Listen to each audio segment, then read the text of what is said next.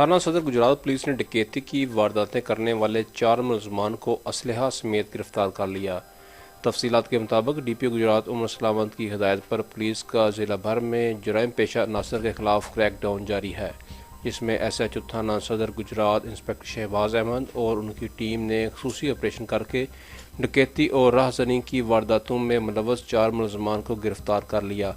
गिरफ्तार मुलजमान से वारदातों में इस्तेमाल होने वाला असलहा 3 अदद पिस्टल 30 बोर, 1 अदद पिस्टल 9mm पेश नमा बरामद कर लिया।